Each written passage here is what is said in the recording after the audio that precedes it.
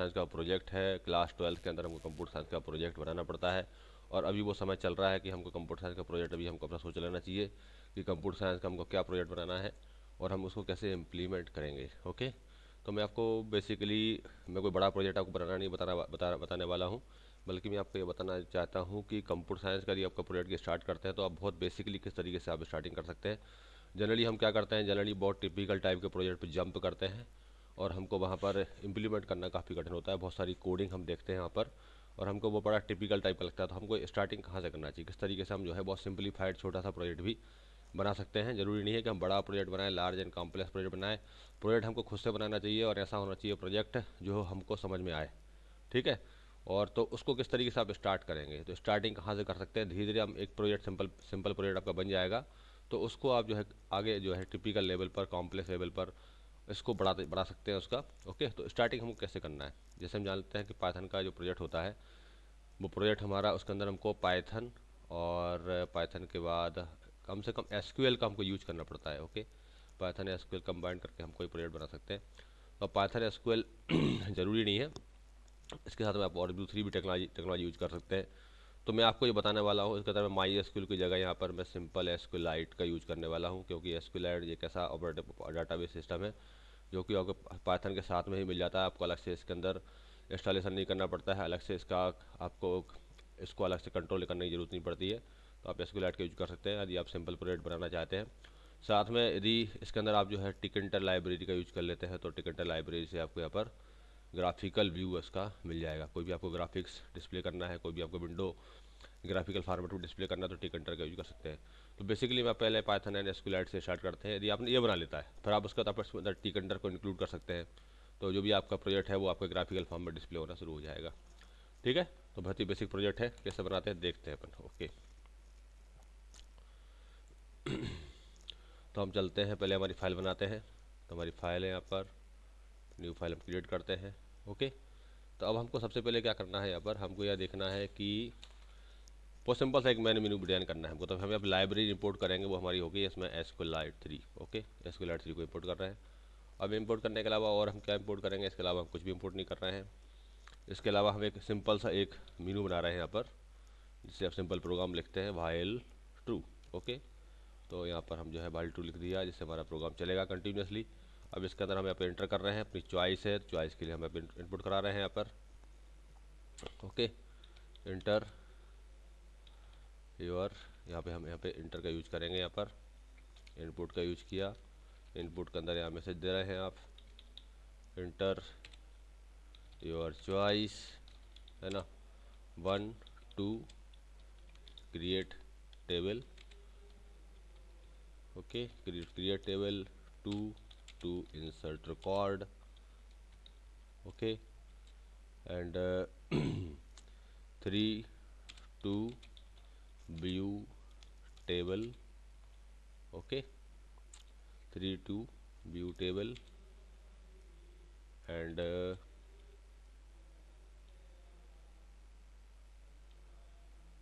enter your choice,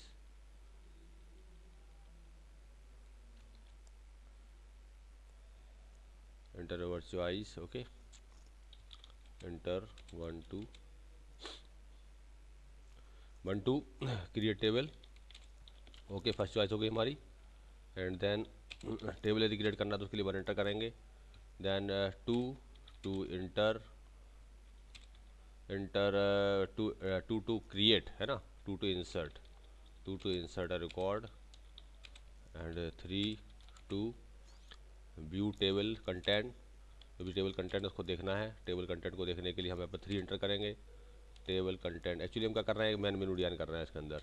ठीक है, तो उसमें ऑप्शन के हिसाब से हमारा जो बेसिक वर्क है वो हमारा होगा। यहाँ पर पहले हमारा टेबल क्रिएट करने वाला टेबल है, यदि हम 1 एंटर करेंगे तो हमारी टेबल क्रिएट हो जाना चाहिए। 2 एंटर करेंगे तो रिकॉर्ड इंसर्ट हो जाना चाहिए। 3 एंटर करेंगे तो हमें जो टेबल कंटेंट है वो हमारा कंटेंट यहाँ पर डिस्प्ले हो जाना चाहिए। तो ये हमारे 3 बेसिक वर्क होते हैं, क्रिएट करना, इंसर्ट करना, व्यू करना। एंड 4 एंटर करेंगे तो टू क्वाइट, है ना, प्रोग्राम को क्वाइट कर देना चाहिए। ओके, तो ये हमारी बेसिक एंट्री है, हमने यहाँ पर करा ली। ओके, तो हमने इनपुट करा लिया। अब जो भी वैल्यू आएगी सी एच के अंदर, आइदर इट कैन बी 1 2 3 4, है ना, तो उसके हिसाब से आपको प्रोग्राम को यहाँ पर चलाना है। तो यहाँ पे देखते हैं कि अपन यहाँ पे किस तरीके से आप इसको करेंगे। अब यहाँ पर आपने जो वैल्यू इंटर करी है इट कैन बी 1 2 3 4। ओके, तो यदि आपने एंटर किया सी एच इक्वल टू 1, अपन कंडीशन लगा लेते हैं if C H equal to 1, C H equal to 1। Okay, C H equal to 1। यदि आप इसको इंटीजर में कन्वर्ट कर लेंगे तो फिर आपको यहाँ पर इस तरीके से अपॉस्ट्रोफी लगाने की जरूरत नहीं होगी, तो अपने इंटीजर में कन्वर्ट कर लिया इसको। ओके, और एंड में जाकर मैं इस तरीके से यहाँ पे क्लोज कर देता हूँ। अब यहाँ पे आ जाते हैं, बेसिक प्रोजेक्ट है, it is a very basic project. और जैसे आप इंटर कर रहे हैं यहाँ पर C H equal to 1, first condition हमारी यहाँ पे चेक हो रही है, सी एच इक्वल टू 1। तो अब सी एच इक्वल टू 1 है तो हमें कुछ करना पड़ेगा। उसके बाद हम यहाँ पे देखेंगे यदि सी एच इक्वल टू यदि आप 2 इंटर करते हैं तो कुछ करना पड़ेगा, है ना, चॉइस के हिसाब से कुछ करना पड़ेगा हमको, है ना। सी एच इक्वल टू 1 है तो हमको क्रिएट टेबल करने के लिए कुछ ना कुछ करना पड़ेगा। सी एच इक्वल टू 2 है तो हमको डाटा को इंसर्ट करने के लिए कुछ करना पड़ेगा। एंड देन हमको यदि सी एच इक्वल टू 3 है तो हमको जो कंटेंट है उस कंटेंट को डिस्प्ले करने के लिए कुछ करना पड़ेगा। ओके, और यदि आप यहाँ पर सी एच इक्वल टू 4 है तो हमको प्रोग्राम को क्वाइट करना पड़ेगा। तो प्रोग्राम क्वाइट करना तुमको आता है, बहुत सिंपल सा है कि इसके लिए हम क्या करेंगे, यहाँ पर लूप जो चल रहा है उस लूप को बंद करना है, तो यहाँ पे ब्रेक का यूज करेंगे तो हमारा लूप जो चल रहा है वो ब्रेक हो जाएगा। ओके, बहुत सिंपल। अब इसके बाद हमको यहाँ पर सी एच इक्वल टू 1 है, यहाँ पे हमको प्रोजेक्ट को टेबल क्रिएट करनी है। तो टेबल क्रिएट करने के लिए हम यहाँ पर माना कि एक फंक्शन एज्यूम कर लेते हैं, ये टेबल फंक्शन हम बनाएंगे क्रिएट टेबल नाम का। ओके, फिर हम यहाँ पे दूसरा हमारा हो गया create C H equal to 2 है तो हमको यहाँ पर रिकॉर्ड को इंसर्ट करना है, तो इंसर्ट करने के लिए यहाँ पे सेकंड फंक्शन बना लेते हैं इंसर्ट टेबल। ओके, तीसरा हमारा हो गया टेबल का जो कंटेंट है उसको डिस्प्ले करना है, तो डिस्प्ले करने के लिए हम यहाँ पे एज्यूम करते हैं एक और फंक्शन शो टेबल।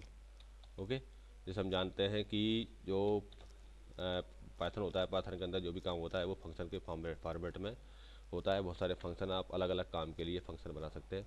तो ये हमारे 3 सिंपल फंक्शन बन गए। ठीक है, तो अब देखो हमारा ये मैन प्रोजेक्ट बन गया, जिसको यदि चलाएंगे तो इस तरीके से क्रिएट टेबल है ना, इंसर्ट टेबल है, शो टेबल, 3 हमारे फंक्शन यहाँ पर बन गए। तो अब इन फंक्शन को हमको डिफाइन करना पड़ेगा, यदि हम इसको डिफाइन नहीं करेंगे तो हम इसको कॉल नहीं कर पाएंगे। ठीक है, तो इसके कहने का मतलब ये है कि हमारा एमएल लूप चलेगा, यदि हम 1 एंटर करेंगे तो टेबल क्रिएट हो जाएगी, 2 एंटर करेंगे तो इंसर्ट हो जाएगा, तीसरी एंटर करेंगे तो टेबल हमारी शो हो जाएगी।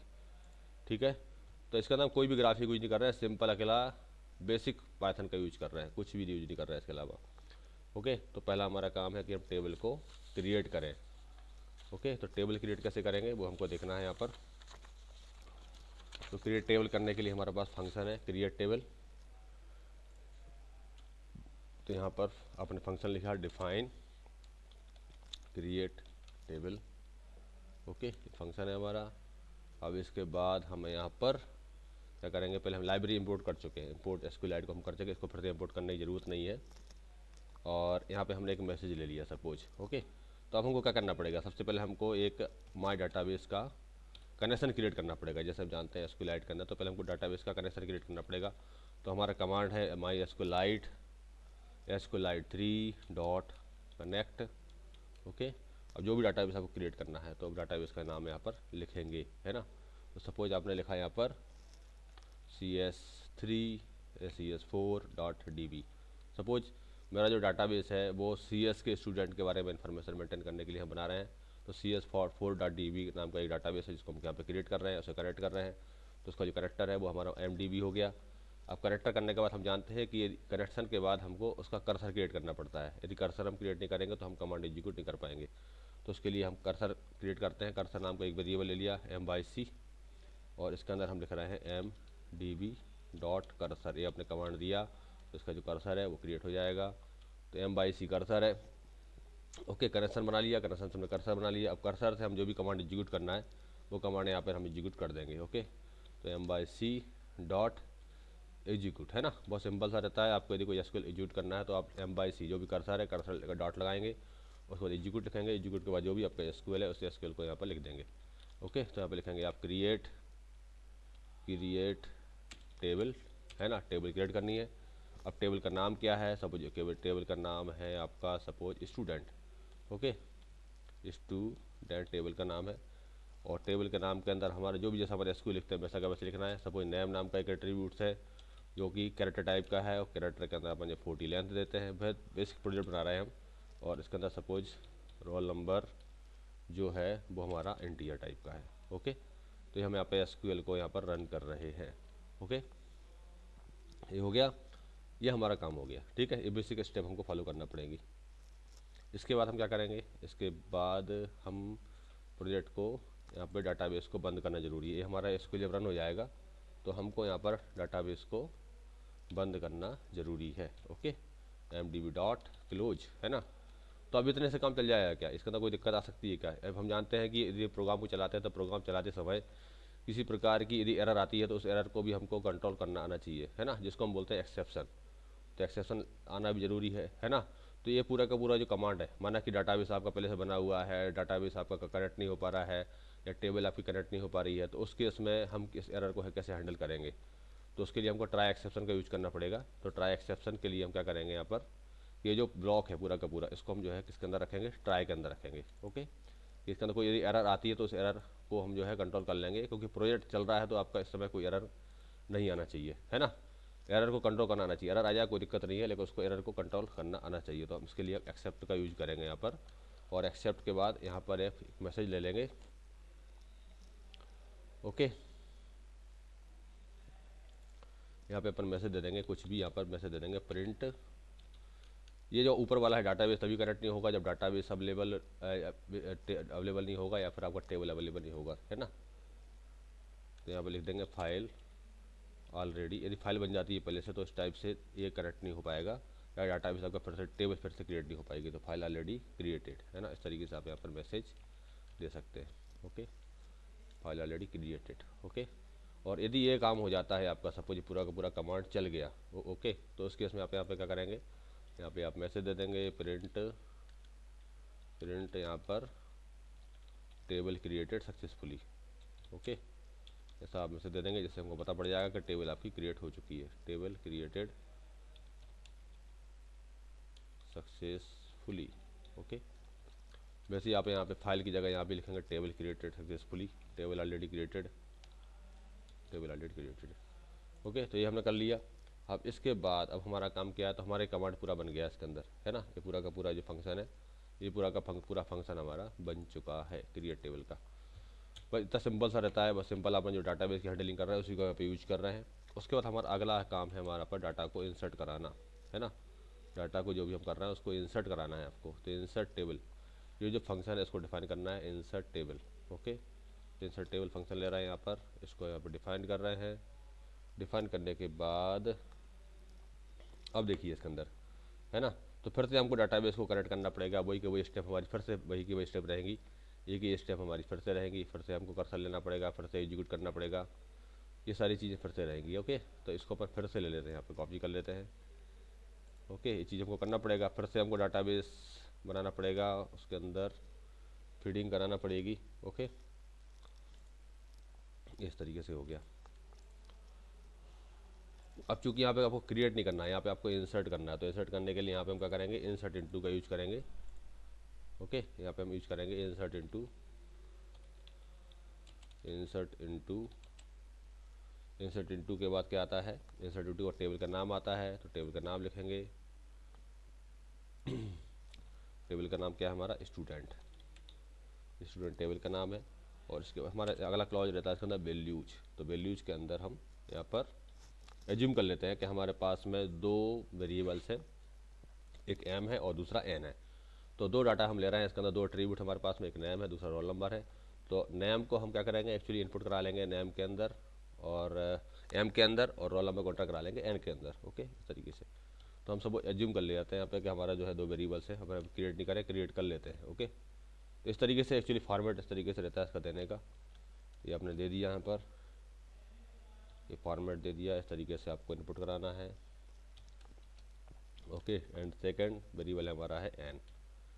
ये हमारा एक सिंटेक्स होता है जिस फॉर्मेट में हम यहाँ पर यदि किसी वेरिएबल को, कोई वेरिएबल है, वेरिएबल को आपको यदि एसक्यूएल कमांड के अंदर देना है तो इस तरीके से इसका सिंटेक्स अपन यूज करते हैं। ये थोड़ा सा हमको ध्यान देना पड़ेगा, इस तरीके से हम इसका यूज करते हैं। जो भी आपका वेरिएबल्स रहता है, either it can be integer, it can be any type, उसको अपन जो दो प्लस के बीच में रखते हैं और दोनों के बीच में अपोस्ट्रोफी लगाते हैं। ओके, बाकी सिंपल वैसा का वैसा ही है।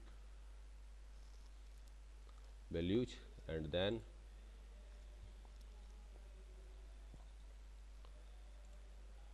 इसको अपने बंद कर दिया और इसको यहाँ भी ये वाला अपॉस्ट्रोफी ले लेते हैं, थोड़ा सा अंडरस्टैंड करने में आसानी रहेगी। And then close. ये आपका सेकंड कमांड हो गया, एग्जीक्यूट कर दिया इसको। अब अपने यहाँ पे एम और एन की वैल्यू लेनी है, तो एम की वैल्यू लेने के लिए यहाँ पे आप इनपुट कराएंगे इसको। तो यहाँ पे एम इक्वल टू इनपुट, ठीक है, enter your name, okay, and then N equal to input, enter your roll number. ये इन्फॉर्मेशन मैं यहाँ पे दे दी तो इनपुट हो जाएगी। और मैं एम और एन के अंदर इसको अपने तरीके से डाटाबेस के अंदर कनेक्ट कर दिया, फिर कर्सर बना लिया और हमने एसक्यूएल से उसको इंसर्टेड टू कमांड की यूज से, है ना, एम और एन की वैल्यू को डाटाबेस के अंदर इंसर्ट कर दिया। ओके, एंड देन अब ये करने के बाद हमको ये ज़रूरी है, जब भी हम डाटाबेस का यूज करते हैं, कोई भी इंसर्ट करते हैं, कोई भी मॉडिफाई करते हैं डाटाबेस के अंदर, तो हम उसको कमिट करें, है ना। कमिट कमांड का यूज करना बहुत ज़रूरी है, जो कि हमको डाटाबेस के साथ में कनेक्शन के साथ में कॉल करना ज़रूरी है। यदि हम इसको कॉल नहीं करेंगे तो हमारा जो डाटाबेस के अंदर कोई भी चेंज कर रहे हैं तो वो चेंज यहाँ पर नहीं हो पाएगा। ओके, इसलिए आपको जब भी कोई इंसर्ट कर रहे हैं, डिलीट कर रहे हैं, अपडेट कर रहे हैं, तो उसको आप कमिट करें, है ना। कमिट करने से डाटाबेस के अंदर अपडेशन हो जाएगा। ये हो गया, सेकंड फंक्शन हमारा बन गया। ओके, अब इसके बाद बनाने के बाद अगला हमारा जो फंक्शन है वो है डाटाबेस को देखना। ओके, व्यू करना है हमको, डाटाबेस को व्यू करना है। तो व्यू कैसे करेंगे? व्यू करने के लिए भी हमको फिर से वो डाटाबेस के अंदर डाटाबेस कनेक्शन क्रिएट करना पड़ेगा, कर्सर लेना पड़ेगा और फिर उसके बाद हमको एसक्यूएल रन करना पड़ेगा, सिंपल। ओके, तो फिर से हम इसी चीज़ को फिर से करना है। तो हमारे फंक्शन का नाम है insert view. Okay, insert view, या फिर क्या दिया था नाम, इसके अंदर नाम देख लेते हैं, शो टेबल, है ना। ओके, तो हमें यहाँ पे देना है, हमारा नाम है शो टेबल। तो टेबल को शो करना है, तो टेबल को शो करने के लिए हमारे पास में शो टेबल नाम का फंक्शन है, इसको हमने यहाँ पे ले लिया, शो टेबल। इसके बाद हम यहाँ पर डाटाबेस को बनाएंगे, कर्सर बनाएंगे, ठीक है। ये चीज़ हमारी वैसी की वैसी रहेगी। ये हमने फिर से किया और कर्सर क्रिएट करने के बाद अब हमको यहाँ पर टेबल को डिस्प्ले करना है। तो इसके अंदर हम जानते हैं कि कंटेंट हमको फेच करना है। तो कंटेंट फेच करने के लिए हमारे पास में सिलेक्ट कमांड रहता है। तो यहाँ पे हम जो एसक्यूएल रहेगा हमारा, वो एसक्यूएल क्या रहेगा, यहाँ पर एसक्यूएल हमारा जो रहेगा वो चेंज हो जाएगा। यहाँ पे हम लिखेंगे सिलेक्ट स्टार करके यूज करना पड़ेगा। ओके, तो M/C यहाँ पे लिखेंगे हम select star from student. Okay, ये लिख दिया। तो इससे क्या होगा, पूरा का पूरा जो कंटेंट है डाटाबेस का, टेबल का जो कंटेंट है वो पूरा का पूरा कंटेंट यहाँ पर फैच हो जाएगा और फैच होकर वो कहाँ पे जाएगा, आपके कर्सर के अंदर सेव हो जाएगा। ओके, पूरे रिकॉर्ड, टेबल का जितने भी रिकॉर्ड है सारे के सारे रिकॉर्ड फैच होकर कर्सर के अंदर जाके सेव हो जाएंगे।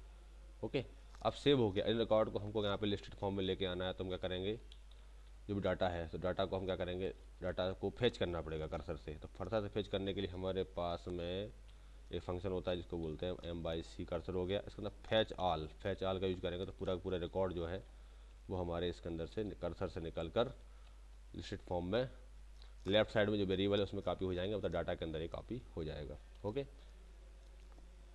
एंड देन अब हमको क्या करना है, इसको डिस्प्ले करना है। ओके, तो हम लूप लगा देंगे for I in data, and then हम यहाँ पे क्या कर रहे हैं, प्रिंट कर रहे हैं। ओके, प्रिंट, हम यहाँ पे हम जो है 1 बाय 1 रिकॉर्ड को प्रिंट कर रहे हैं। तो प्रिंट आई, है ना। यदि डाटा आपका लिस्ट है तो आई 1 बाय 1 सारे एलिमेंट को इंडिकेट करेगा। आई जो है 1 बाय 1 जितने भी रिकॉर्ड है सारे रिकॉर्ड को इंडिकेट करेगा। तो 1 बाय 1 जितने भी रिकॉर्ड है सारे रिकॉर्ड आपके यहाँ पे जो है 1 बाय 1 यहाँ पर प्रिंट हो जाएंगे। ओके, इस तरीके से लूप लगा दिया है। ओके, तो डाटा के अंदर पूरा का पूरा रिकॉर्ड ले लिया, लूप लगा दिया, तो 1 बाय 1 रिकॉर्ड यहाँ पर प्रिंट हो जाएंगे। इस तरीके से यहाँ पर हम कर रहे हैं। ओके, अब इसके बाद प्रिंट हो गया तो हमें कुछ नहीं करना है। यहाँ पर हम M/C डॉट, ओके, डाटाबेस को बंद करना है तो MDB डॉट क्लोज, डाटाबेस को हम यहाँ पर बंद कर रहे हैं। ये सिंपल सा फंक्शन है, ठीक है। तो इस तरीके से 4 फंक्शन हमने बना लिए, 4 फंक्शन हमारे बन गए। एक छोटा सा एक प्रोजेक्ट आपका यहाँ पर बन गया है, लेकिन इसके अंदर कोई भी आपको ग्राफिकल इंटरफेस नहीं है, कुछ भी नहीं है, बिल्कुल सिंपल प्रोजेक्ट है। और ओनली SQLite का इसके अंदर यूज़ किया गया है। अब इसको रन करते हो आप, तो इसको चलाते हैं अपने प्रोजेक्ट को, क्या दिक्कत है देखते हैं, कोई एरर तो नहीं है प्रोजेक्ट के अंदर। सेव किया, बेसिक प्रोजेक्ट 2 के नाम पर सेव कर लेते हैं, and then we are running. तो देखो यहाँ पे आ गया message 1 to create table, 2 to enter, है ना, 2 to insert a record, 3 to view table and 4 to quit. तो 1 अपन इंसर्ट किया, तो अपन देख रहे हैं टेबल ऑलरेडी क्रिएटेड, है ना, मतलब कोई टेबल बनी होगी, मैंने प्रोग्राम चलाया होगा। 2 टू इंसर्ट रिकॉर्ड, तो इंसर्ट रिकॉर्ड करना है, तो इंटर हो रहा है नेम सपोज हो गया अमित, रोल नंबर हो गया 101, ठीक है। अब दिया कुछ एरर आ गई इसके अंदर कि नो सच टेबल स्टूडेंट नाम की कोई टेबल यहाँ पर नहीं है। तो यहाँ पे कोई दिक्कत है, प्रोग्राम को हम चलाते हैं, तो चलाते समय इसमें कोई मिस्टेक थी, मैंने ठीक कर दी है। एक्चुअली यहाँ पे जो आपका क्रिएट टेबल वाला जो SQL था, इसके अंदर थोड़ा काम का मिस्टेक था, करेक्टेड। इसको प्रोग्राम चलाते हैं, तो भाई सिंपल सा प्रोजेक्ट हमने बना लिया है। अब इसके अंदर ये हमारा इस तरीके से मैंने मेनू आ गया है। ओके, तो मैंने मेनू के अंदर हमको 1 to create table, 2 to insert a record, 3 to view the table and 4 to quit ऐसा ऑप्शन आ रहा है। यदि 1 को इंसर्ट करते हैं तो हमारे देखिए यहाँ पर टेबल क्रिएटेड सक्सेसफुली लिखा आ गया है, हमारी टेबल बन चुकी है। ओके, इसके बाद हमको यदि रिकॉर्ड को इंसर्ट करना है तो हम 2 इंटर करेंगे, तो हमारा 2 रिकॉर्ड इंसर्ट किया, तो इंटर नेम आ गया है। अब नेम हम जो भी फिट करना है, name I think, okay, and roll number is suppose 301। Okay, अब रिकॉर्ड को देखना है तो हम 3 करेंगे, तो हमारा रिकॉर्ड इस तरीके से डिस्प्ले हो जाएगा। ओके, अगर हमको इंसर्ट करना है रिकॉर्ड को, तो हम फिर से 2 इंटर करेंगे, रिकॉर्ड इंसर्ट करना है, suppose anything Abhishek, roll number is, record is inserted. अब इसको देखना है तो हम plus view the table. Okay, तो इस तरीके से वेरी सिंपल प्रोजेक्ट है, इसके अंदर कुछ भी हमने ग्राफिक वगैरह कुछ भी यूज नहीं किया है। अब इसके बाद हम इसके अंदर इसको आगे बढ़ा सकते हैं, ग्राफिक वगैरह इसके अंदर कुछ डालना है तो हम टिक एंटर का यूज करके ग्राफिक को डाल सकते हैं। ओके, अब इसको यदि क्वाइट करना है तो हम इसके अंदर 4 दबाएंगे, तो हमारा प्रोग्राम क्वाइट हो जाएगा। ओके, प्रोग्राम हमारा क्वाइट हो गया, तो इस मेरा क्वाइट हो चुका है प्रोग्राम। तो ये हमारा बेसिक प्रोजेक्ट है। अब इसको आगे अपन टिक एंटर का कैसे यूज करेंगे, किस तरीके से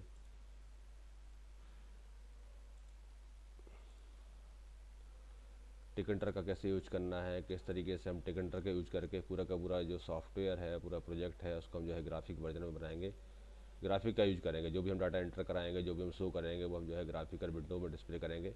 तो टिक एंटर का यूज करके हम इसको इम्प्लीमेंट करेंगे। तो ये आपका बेसिक प्रोजेक्ट है। यदि आप ये बना लेते हैं तो फिर आगे जाके ग्राफिक वर्जन भी आप आसानी से बना सकते हैं। ओके, थोड़ा सा टिक एंटर इसका इम्प्लीमेंट करना है। तो बेसिक हमने इसके अंदर आपने देख लिया किस तरीके से आप यहाँ पे SQLite के यूज करके बहुत बेसिक सा प्रोजेक्ट यहाँ पे इम्प्लीमेंट कर सकते हैं। और हमारा जो जनरली प्रोजेक्ट होता है उसके अंदर यही काम होते हैं कि टेबल को क्रिएट करना है, डाटा को रिकॉर्ड को इंसर्ट करना है, रिकॉर्ड को फेच करना है, डिस्प्ले कराना है, सर्चिंग करनी है। तो ये हमारे बेसिक वर्क होते हैं, डाटा को फीड कराना, डाटा को शो कराना और डाटा को सर्चिंग कराना, है ना, सब इसी टाइप के वर्क होते हैं। तो ये इस तरीके से आप बेसिक प्रोजेक्ट इम्प्लीमेंट कर सकते हैं। Okay, thank you.